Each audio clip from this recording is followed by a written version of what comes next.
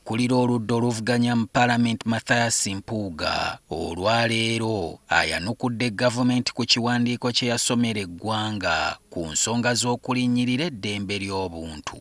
Mpuuga akyogedde kati ng'omusezi agula essowaani nti abakulu badda ku bannansi ne bakuba siyansa nga balwana okwekokkolako obukokkoliko bw'okulinnyirira eddembe lyabwe. Ku nsonga y'abantu 18 ab'oludda oluvuganya be babanja gavumenti, abakulu bategeeza nti emisango gy'okubulawo kw'abantu bano tegyawaabwako ku poliisi yonna nga bwe kirambikiddwa mu ssemateeka, wabula Mpuuga agamba nti azze n'obukakafu mu kiwandiiko kye nti ab'oluganda lwa John Bosco Kibalama baaloopa ensonga eno ku poliisi emyaka 3 egiyise. The attempt at this spin clearly shows how sections of the ruling party hold Ugandans in contempt and will not stop at anything to show disdain for them. The Prime Minister is on record of Parliament over her total knowledge as to the arrest and whereabouts of Kibalama, and we took her for her statement on record.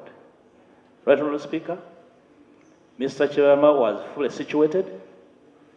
Top government officials are aware of his whereabouts and how they handled his arrest. Ono agambye nti guno bwe gwali ne ku Dennis Wangolo eyawambibwa mu drone okuva ekyebando Beppo ne John Damulira. Mpuuga kinogaanyizza nti ebikwata ku bantu bano bonna ekitongole ekiwandiisa n'okugabira abantu endagamuntu kibirina bulungi nga kale gavumenti yeegayaaza bwegayaaza okugendayo okubyetegereza. Right, Honourable Speaker, I sampled this to tell you, to settle the matter that the victims of disappearance were fictitious, and the prayer you shall make to this House subsequently will be to eventually have occasion to situate and locate the others and confirm their existence, including the video clips I'll submit for the attention of the House. Ono akikubyewo nti abanene bangi mu gavumenti abali emabega w'okubuzibwawo kw'abantu n'anokola ye yali minisita w'obutonde bw'ensi Ronald Kibuule ne minisita w'ebyettaka Judith Nabakooba nga bwe balina kye bamanyi ku kubuzibwawo kw'abantu abawerako naddala mu bitundu byabwe. That some government leaders, including cabinet ministers, such as the Honourable Judith Nabakooba, are on record claiming responsibility for some of the missing persons. During a church service at St. Andrew's Cathedral, Namukozi in Mityana, in the presence of the Archbishop of the Church of Uganda, the Honourable Nabakooba said she was aware of some opposition supporters who were abducted during elections.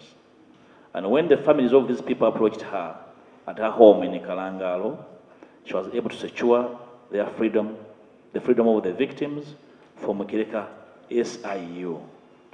She comes as a very useful witness in establishing the security layers involved in committing these heinous crimes. Right, Honourable Speaker. Ono yeewuunyizza gavumenti okugusalira bannansi tebatera kuwandiika nnamba za mmotoka eziwamba abantu baabwe. Agamba nti ng'ab'ebyokwerinda bwe beeyambisa kamera enkessi okutegeera abeekalakaasi bandibadde nate bazeeyambisa okuzuula abawamba abantu baabwe n'okumanya mmotoka mwe babatwalira nti kubanga tebabavugira mu bwengula nga binyonyi babayisa ku nguudo zeezimu okuli kamera zino. Besides, security is fond of switching registration number plates upon accomplishing their missions. Right, Honourable Speaker, this was evident in the tenure of Major General Muzeyi Sabiti as the Deputy Inspector General of Government, or Inspector General of Police, when his vehicle number plate was switched to a Toyota Hiace drone for an operation. This is the Deputy IGP switching number plate.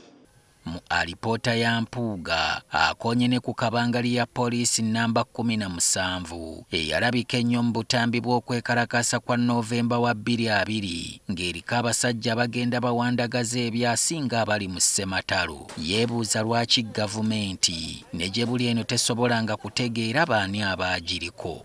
Wano wajjiddeyo n'ekirudde nga kiruma abantu. Gavumenti okulinnyisa amadaala g'ab'ebyokwerinda abajojobya bannansi n'abajjukiza Gilbert Bwana eyakola ekitalojjeka ku Kano Kizza Besigye wamu ne Lieutenant General Peter Elwelu. The command of the infamous Kasese killings, the one Peter Elwelu was elevated from brigadier to general and even sits comfortably with us in Parliament. Nti kyennyamiza n'okwennyamiza okubanga emyaka 3 bukya abantu bafiirwako baabwe abataalina musango mu kwekalakaasa kwa 2020 gavumenti mpaawo n'omu ku bo gwe yali eriyiridde.